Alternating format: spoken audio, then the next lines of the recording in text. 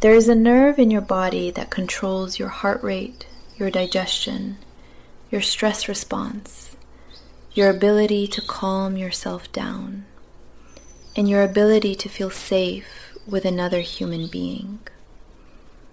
It runs from your brainstem all the way down to your gut. It is the longest nerve in your body.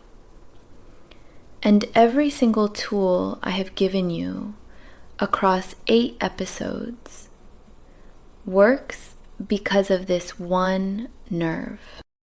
I have never told you the full story until now. Have you ever wondered why a long exhale calms you down faster than a deep inhale? Why your gut problems and your anxiety seem connected? Why singing in the car makes you feel better even when nothing has changed? It is all the same nerve. And understanding it changes how you think about every tool in your recovery. Thank you for being here for episode 9. We are deep into this season now, and today is the episode that ties everything together. Not with new information, with the thread that was running underneath all of it. This is Recovery Decoded, episode 9, The One Nerve. Your body is healing. Here is the map. You choose the route. The vagus nerve. The name comes from the Latin word for wandering, and that is exactly what it does. It wanders. From your brainstem, it branches down through your neck, past your heart, through your lungs, into your digestive system, all the way to your gut.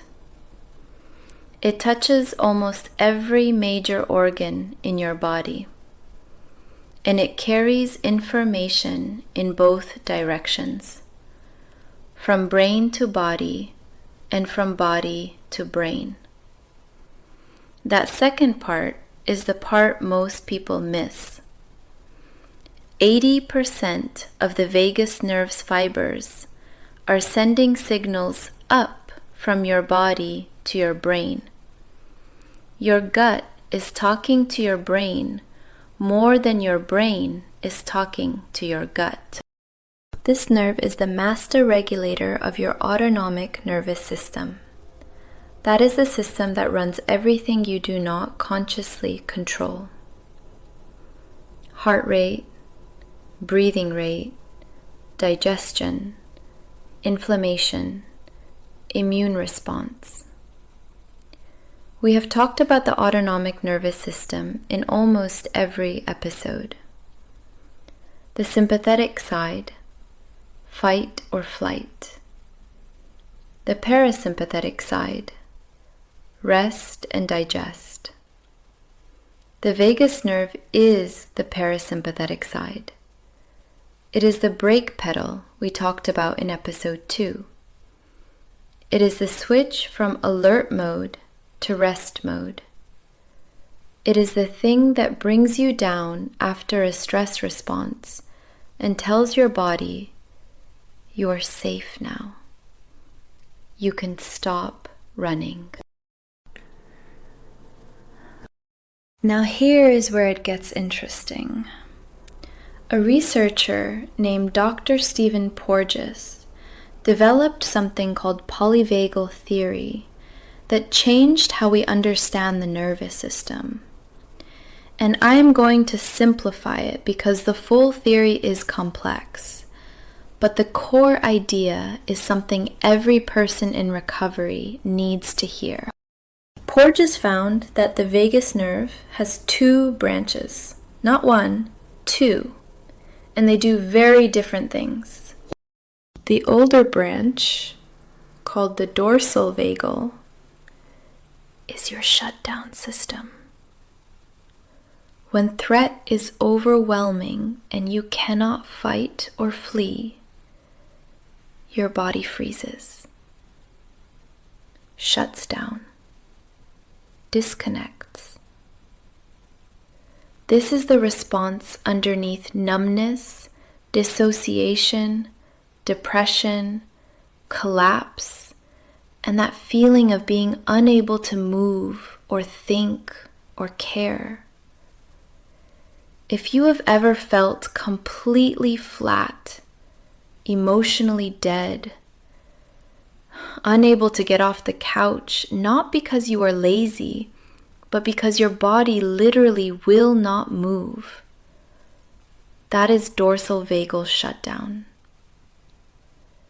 Your nervous system decided the threat was too big and pulled the emergency brake by shutting everything down. The newer branch, called the ventral vagal, is your social engagement system. This is the state where you feel safe, connected, present, and able to engage with other people. Your heart rate is calm. Your face is expressive. Your voice has warmth. You can make eye contact. You can listen. You can laugh. This is the state that recovery is trying to get you into. Not fight or flight.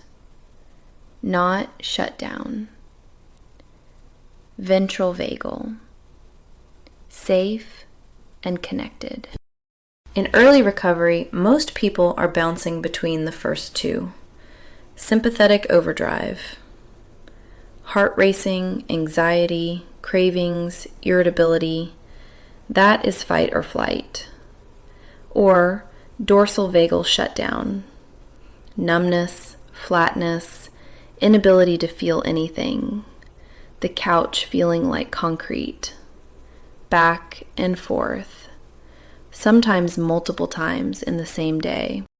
The goal of everything we have done across 9 episodes is to help your nervous system spend more time in ventral vagal.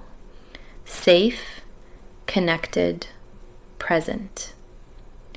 And the vagus nerve is the hardware that makes that possible. Now, here's the part I have been waiting to show you.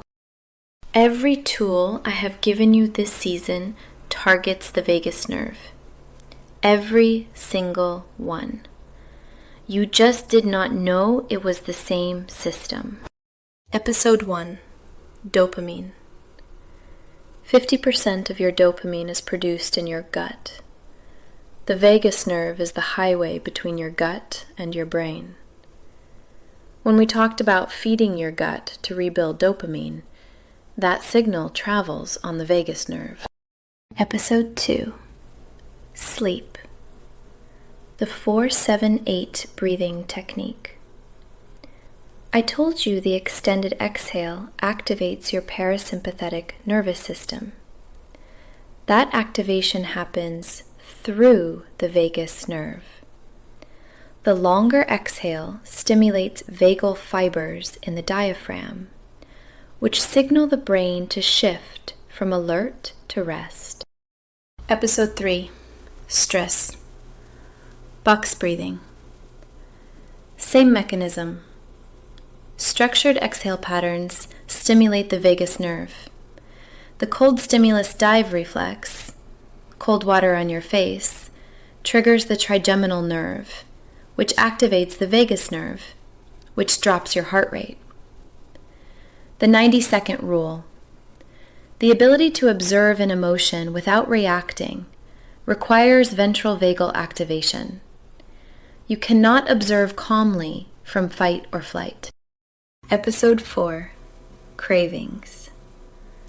Urge surfing, sitting with a craving without reacting, is a vagal exercise.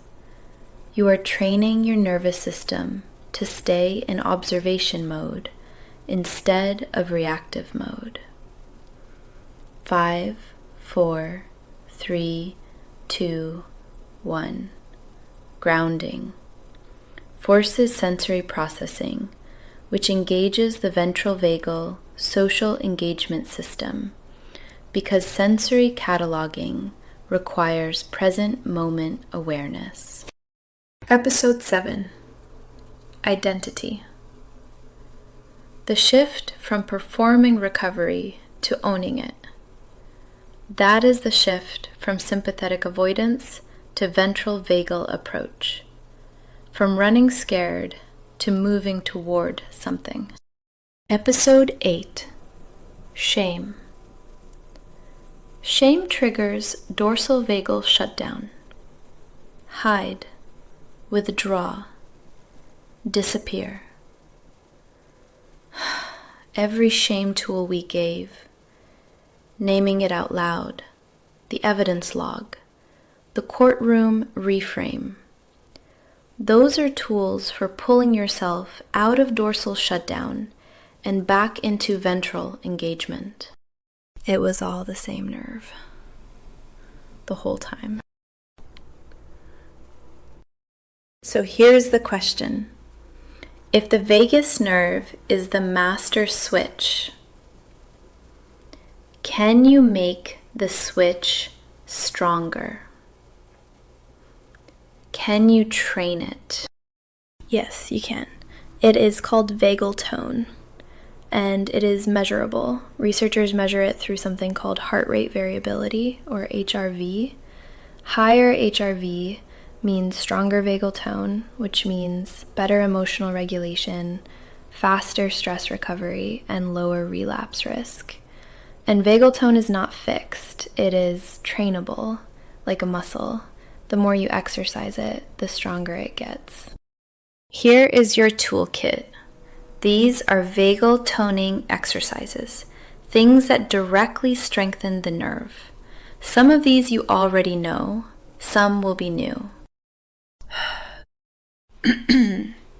Tool 1. Breathing. You already know this. Any pattern where the exhale is longer than the inhale stimulates the vagus nerve. 4, 7, 8 for sleep, box breathing for acute stress. But here's something new. Even just 6 slow breaths per minute with no specific pattern significantly improves vagal tone. 6 breaths per minute. About 5 seconds in, 5 seconds out. You can do this anywhere. Nobody knows you are doing it. And over weeks of practice, your baseline vagal tone measurably increases. Tool 2. Cold exposure. The dive reflex from episode 3. Cold water on the face, ice on the wrists, cold showers. Each time you expose yourself to cold, your vagus nerve fires and your parasympathetic system engages. Over time, repeated cold exposure increases baseline vagal tone. Start with 30 seconds of cold water at the end of a normal shower. That is enough. Tool 3. Yoga. This one has more research behind it than most people realize. Yoga directly stimulates the vagus nerve through 3 mechanisms.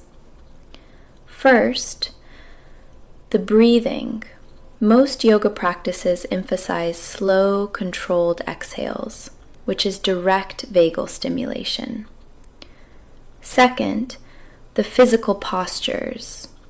Certain poses compress the abdomen and chest, which physically stimulates vagal fibers running through those areas. Third, the meditative component. Focused attention and present moment awareness engage the ventral vagal state. A study published in the Journal of Alternative and Complementary Medicine found that yoga practitioners had significantly higher vagal tone measured by HRV compared to non-practitioners. Another study in the International Journal of Yoga found that just 12 weeks of regular yoga practice improved HRV and reduced perceived stress in people with anxiety disorders. You do not need to be flexible.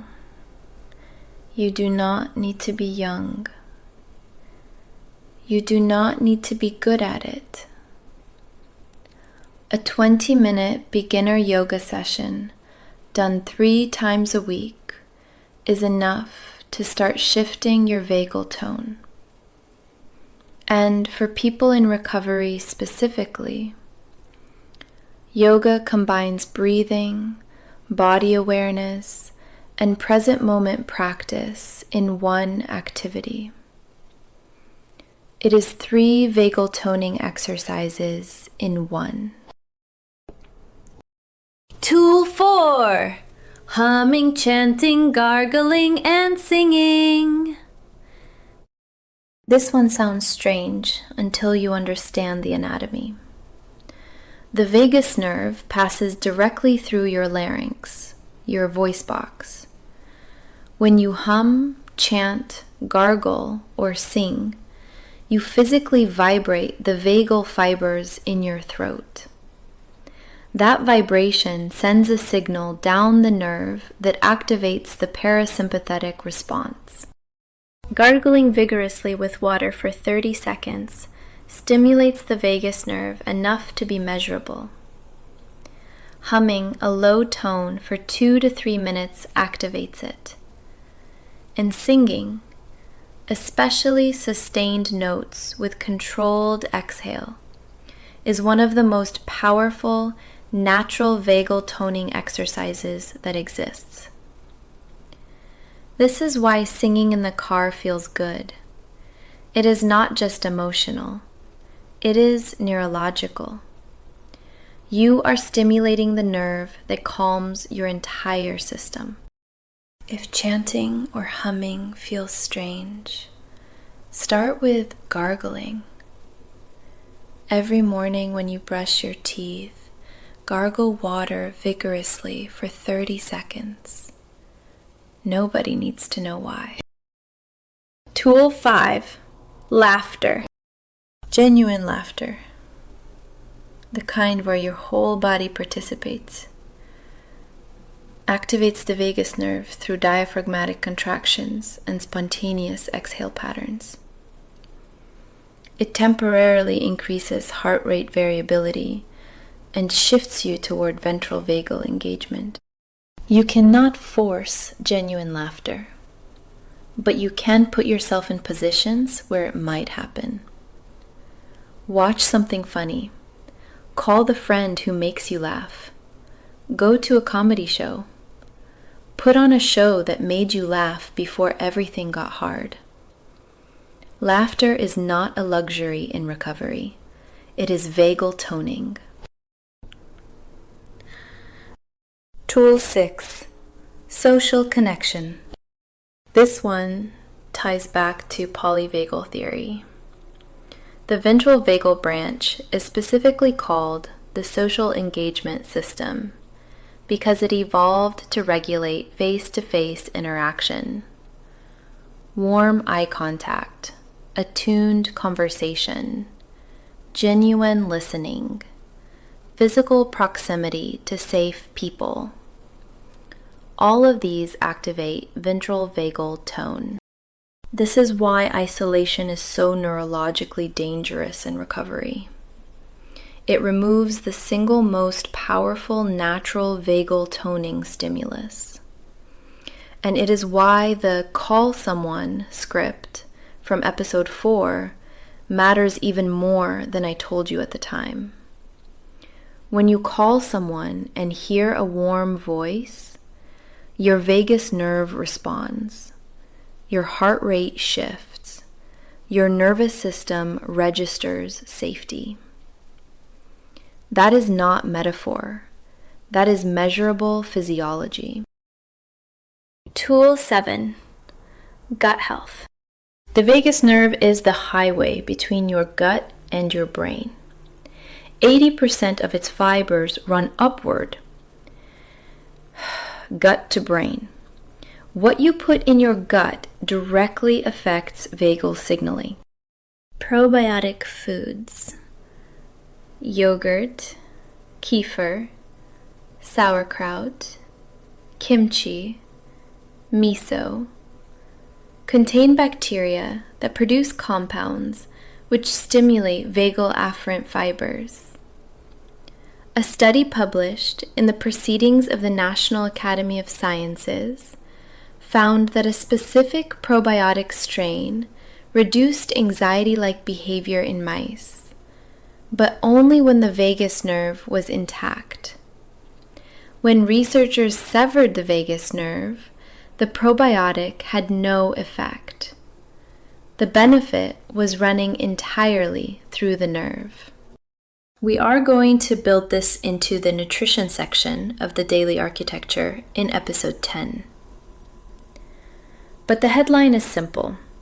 Feed your gut and you are feeding your vagus nerve. They are the same system. Tool 8. Vagus nerve stimulation devices. I want to cover this because you may have heard about it or seen devices marketed for this. Here is the honest picture. Implanted vagus nerve stimulation,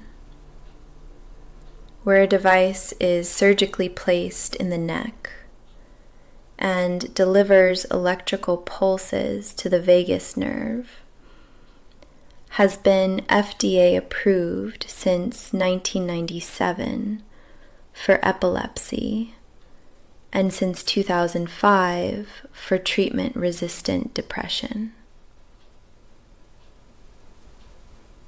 For those conditions, it is proven. It has decades of data and over 100,000 patients implanted worldwide. For addiction specifically, VNS is in the emerging research phase. A preclinical study from UT Dallas demonstrated that vagus nerve stimulation helped retrain the brain to decrease drug-seeking behavior by releasing BDNF, brain-derived neurotrophic factor, which is the same compound released during exercise.